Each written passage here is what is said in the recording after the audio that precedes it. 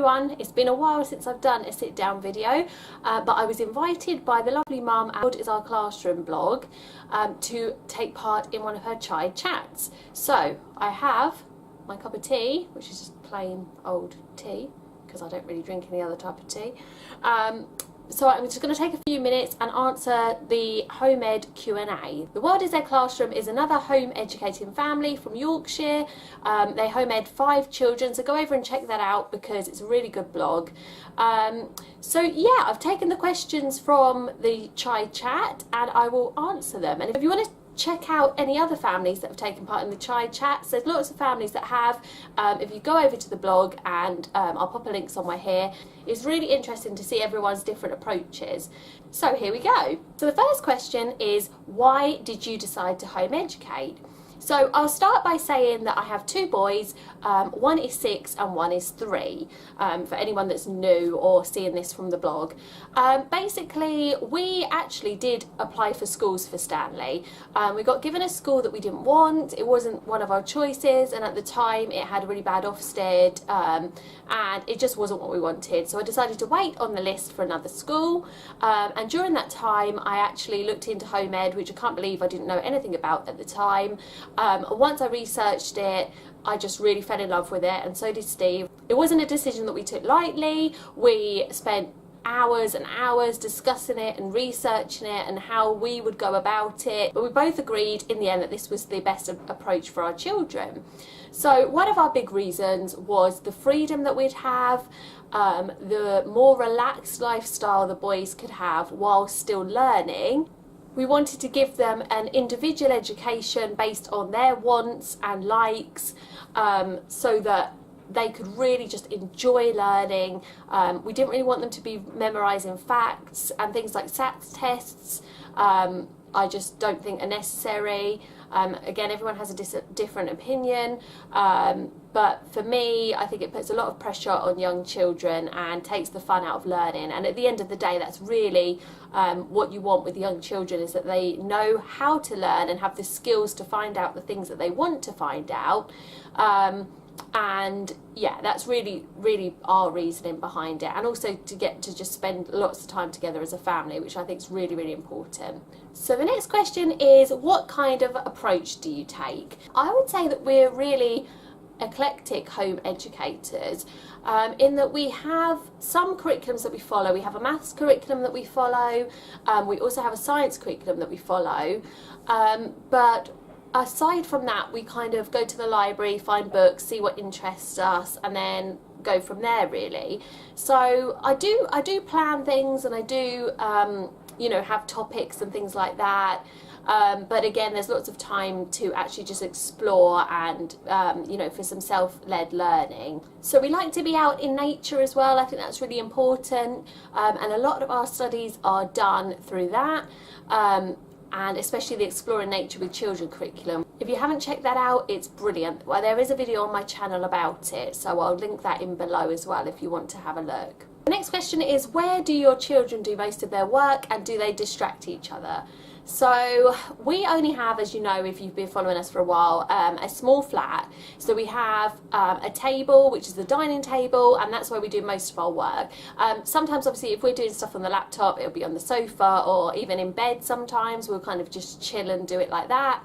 But the main bits of our work, if we're writing and stuff, will just be done up at the table. I find I try and include Ronnie in everything, but sometimes he doesn't want to do it. But Ronnie is one of those children that's quite happy sitting and playing with his toys, and he will sit for hours. So normally I try and set him up with something, or I normally have a tough tray every week, so I make sure that I set that up. So what is your favourite thing about home education? So my favourite thing so far is the amount that we've learned together. I feel like I've learned so much with the boys that I just didn't even remember learning at school. There's so many things that I want to find out, and I'll say, let's go and you know, look at a book and see if we can find that out, or let's find some books from the library. So yeah, I just really like learning alongside them. The other thing is the feeling that you've taught your child to read. So the feeling that you've actually taught your child how to read is just amazing to me. So the next question is, what subjects do you teach and do you stick to a timetable? So we do all of the normal subjects that you would do in school. I don't necessarily kind of call them subjects, I guess, but I kind of write something in my planner each week for each subject, if you see what I mean. So like for instance with the Exploring Nature with Children curriculum, there's quite often a bit of writing and art that goes in with that, so it all kind of ties in together. As I say, we follow a maths curriculum which is called Maths No Problem, which we get on with really well, so we just have that to work through, which is really easy for maths. I like the fact that you can just literally work through it and not have to plan the lessons. I normally plan some sort of topic each week or every 2 weeks, and we'll do a display. I have a display board and everything. The boys really enjoy doing that, and we'll go together to the library and pick up some books and also some other books that interest them as well. We are really flexible with our learning, and that's how I want it to be, especially since Stan and Ronnie are only 6 and 3 at the moment, so we are pretty relaxed really. The next question, the old socialisation question: how do you react to people asking about socialisation, and do your children socialise well with others? So that old question, I think it's one that haunts us all. It doesn't bother me if people ask. It's natural that people don't really know that much about home ed. I didn't know very much when we started, and I probably would have wondered too. So they ask, I just tell them how it is. We follow a more natural way of socialisation. It's only society that's taught us that it's normal for us to spend, you know, 6 hours a day with 30 other children. And that's fine too, but the way we do it is just a more natural way. He sees children every week. He doesn't necessarily see other children every day, but most days we'll do something which involves seeing other children. He does woodcraft folk on a Tuesday evening. He has a swimming lesson on a Wednesday afternoon, which is with other children. We also have some friends whose children who do go to school. As you see if you follow our vlog, we see Leanne and John a lot, so he normally has John to play with once a week. So there's not many days where he doesn't see other children. And anyone that knows Stanley knows that he does not have any problem speaking to other people and socialising. He's so friendly, he speaks to lots of people, he's confident to speak to adults and children.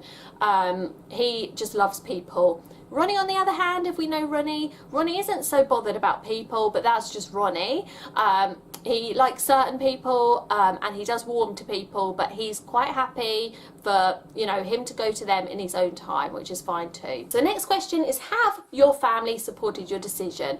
So our families have been really, really supportive. My mum and dad are quite old-fashioned, so they're a bit apprehensive at first, and didn't really know that it existed, but the more and more research I read them, and the more they can see how Stan is thriving, the more supportive they are. They were never not supportive. I never expected them not to be, because my parents are amazing. Same with Steve's family. They've really got on board and helped us out. Steve's nan and granddad, so our boys' great-grandparents, are really interested in what they do. Stan loves to read to them and, you know, show them all the work he's done in his displays when they come over. So we've had a really good reaction. There's obviously going to be the odd person that's, you know, hasn't done the research and just kind of jumps to the conclusion that he's going to be at home all the time, he's not going to have any friends, he's going to be isolated, it's not normal, it's not this, it's not that. But again, as time goes on, I think people are seeing how well he's doing, how many friends he has, and, you know, how we do things, and it's become a lot easier. But to me, it doesn't really matter what other people think anyway. As long as I know I'm doing the right thing for my children, and Steve and I agree on that, that's the most important thing. So the next question is, how do you incorporate PE into your home ed days? So for us, we try and go for a walk every morning, if we can. Of course, there's the odd day when we don't, but I find that we work much better. And when I say walk, I normally walk. The boys will choose whether they want to scoot or go on their bike. Stan, as I said before, he has a swimming lesson on a Wednesday. We did do a couple of gym classes, but Stan just didn't take to them. But I would like to get into something like that again. So we'd also like to start doing some yoga together. So if anyone's got any good YouTube channels for yoga with children and stuff like that, or any sites, please let me know, because Stan has expressed an interest in that.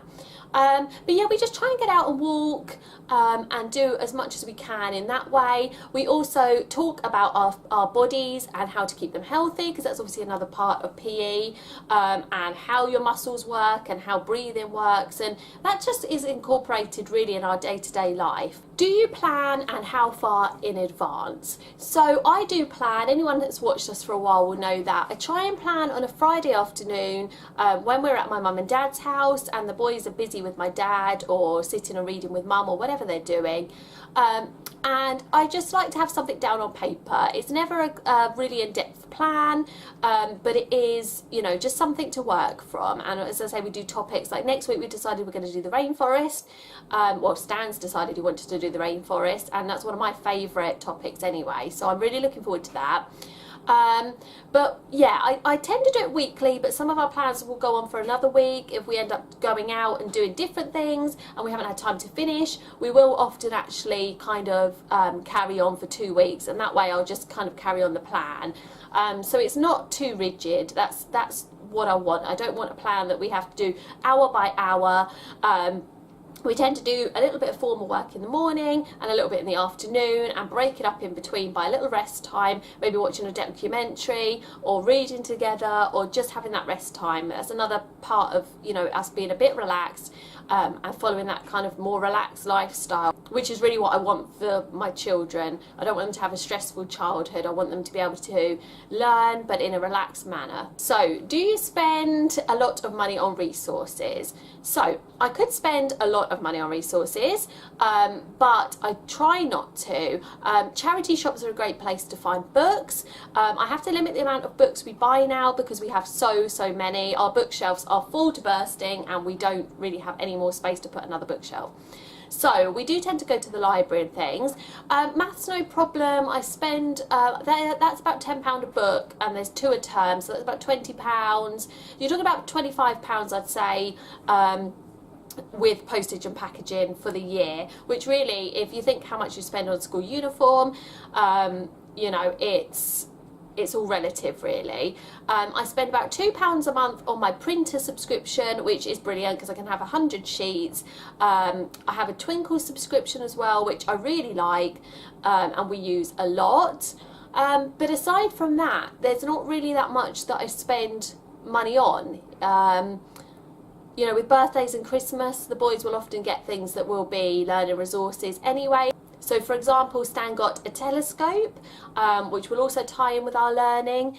But yeah, I try not to spend too much. I could definitely spend a lot. If we had a great big home ed room with shelves everywhere and lots of money to spend, then I probably would. But we haven't, so we just kind of make do. We never have a trouble finding any of the information. We've got a couple of encyclopedias, and most of the information's in there. And as I say, charity shops are really good for picking up books, you know, for different projects that you're doing. And you can always, if you're fed up with that book, you've used it or whatever, and you don't feel like you've got the space to keep it, or it wouldn't be valuable to keep it, you can always pass it on, or you know, give it back to the charity shop. Basically, that's the kind of thing that we do. So the last question is, what advice would you give someone who is just starting their home ed journey? So I think there's so much advice that I could give, but the main thing is just trust in your children. Trust that they want to learn and that they will learn at their own pace. Just enjoy being together and learning together. You can find out all the information you need online or in books.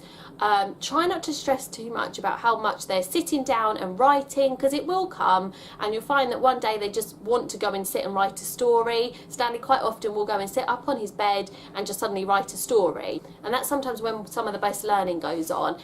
And even more so when you're out. I find if we're out walking and exploring and actually in nature, they learn so much better than just being sat down. One other just quick bit of advice is go out for a walk once a day. If you can get out, even if it's just round the block or in your local area, even if it's just for half an hour or an hour, just get some energy out and just refresh your mind. And that's really it. Just enjoy it. Just enjoy being together and the freedom. Get as much information from others as you can. There's so much information out there and you can do it. Everyone can do it. Anyone can do it, and just have confidence in yourself that you can, and confidence in your children that they want to learn. So that's all of the questions answered. So thanks again to the lovely Nicola from the World is Their Classroom blog. Check them out, it's a lovely blog. There's lots of useful information on the blog and you can follow their journey too. So we will see you for our next video. Thank you for watching. Please give the video a thumbs up and subscribe if you haven't, and we'll see you for our next video. Bye.